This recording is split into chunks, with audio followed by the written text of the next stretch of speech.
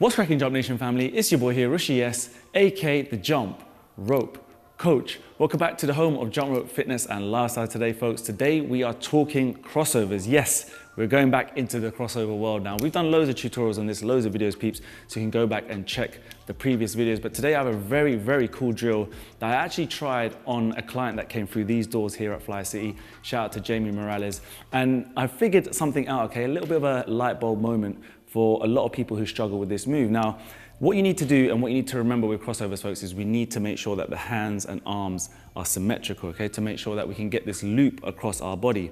And what I was finding with Jamie was something quite peculiar, and it's kind of unique as well, was that he was able to do a couple of crossovers and then he started to trip up a little bit, all right? Now, if I throw up his video here on the side of me, some things were just not really kind of clicking. And what we found was that actually he was doing crossovers with what he thought was his stronger arm. And actually, when he was going with his left arm over, which felt comfortable at the time, he seemed to be kind of getting into a bit of a pickle. Now, what was happening was that his right hand, his right arm, was falling too far low to the side of his body, right? Even though it felt comfortable to put his left arm over, we kind of just couldn't get this right hand high enough. It didn't feel comfortable for him.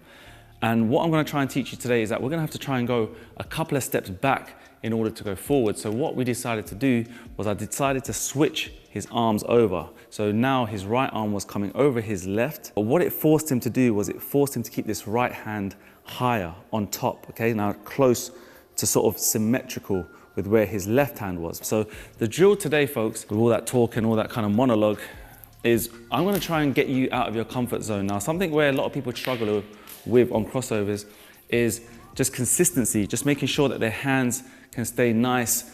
And we keep saying, but yeah, symmetrical, because that is the key to this move, is when you start to see people doing it effortlessly, is they've got it down, right? They've got the hand positioning down. Where you have your hands, your arms, your forearms in sort of this space is really key to creating really nice and sexy loops, as we like to call on this channel.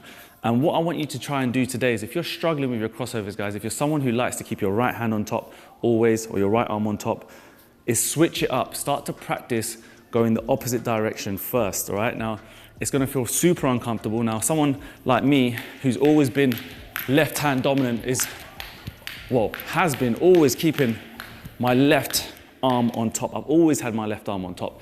But one thing I've just done naturally is when I was practicing back in the day, is I'd like to sort of switch it up, like kind of switch it up a little bit. So we'll go left arm on top, right arm on top.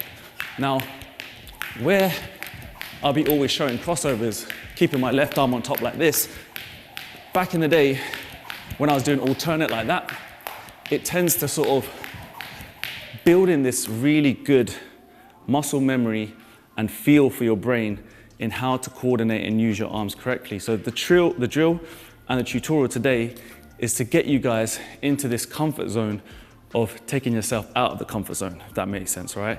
Skipping is already difficult enough as it is, and I feel like this video is gonna make it a little bit more tougher. But believe me, if you stick with this, right, this is something that's gonna get your arms and hands in such a great position for you to create these really nice loops. And that is what crossovers is about, is to create the best loop possible so that we can jump through it and make sure that, you know, your body has enough space, or the rope has enough space to pass your body. Because what I see time and time again is this happening, where someone who tends to do some crossovers, and I'm gonna show you kind of a mess up on purpose, is they tend to do a couple of good ones, and then they get a little bit sloppy with it, and then one hand will start to drop. I'm gonna try and drop my right hand a little bit. I was trying to do it and try and trip up at the same time, but it didn't quite work. But what happens is, when one goes too low, just like that, and one stays high, we're gonna get these trips, okay? Now, it's not being lazy or it's not being rubbish or stupid with it. It's just a natural thing that the body does, because when your dominant hand tends to get in the good positions quite easily, your weaker arm, or the hand that you tend not to kind of manipulate, maneuver a lot, that can tend to just starts just slipping down lower, is what I usually see. And then that then creates an odd shape or a different kind of loop that we need, all right? So now, the drill I'm gonna give you today is we're gonna start to learn how to do alternate crossovers. Now, alternate crossovers is something that some of you might naturally do, but all we're gonna try and do here, guys, is when you do your dominant hand, let's say my left hand dominant hand on top. We're then gonna flip in your weaker hand on top. So we're just gonna alternate 1, 2, 1, 2, all right? Now, you don't wanna try and go at 1,000,000 miles an hour trying to learn this, okay? Because it's very, very difficult at the starting point. So try and take it easy. So what I'm gonna try and get you guys to do is this ladder drill, something that's I've always used and implemented for every crossover kind of tutorial. We're gonna try and build the ladder up, okay? So the way the ladder sort of works is like this. We're gonna start with 1. So 1 on each side, right? And then back to some skipping. So it's gonna go 1, 1. I want you to then come back to skipping. Now we're gonna try and do 2 on each side. So it's gonna go 1, 1, 2, 2. Then back to skipping. Then 3. So 1, 2, 1, 2, 1, 2, and then so forth, right? So that's 3 on each side. And then you get the drift. We're gonna try and do 4 alternate. 1, 2, 1, 2, 1, 2, 1, 2. Now, if you guys can learn to do this at your own pace, in your own time, from home, be patient with it. This is just a really quick and easy drill because as I get more and more people through the doors here, as I get time to see more people train with a rope, I get more ideas, and that's why I want to throw this video out there today, because I think it's going to help you guys a ton to ensure you get the correct loops. Now, we're not going to get into technical details of how to sort of, get into these sort of positions as such, because I've done loads of crossover tutorials. You guys will know if you've been following me for a long time.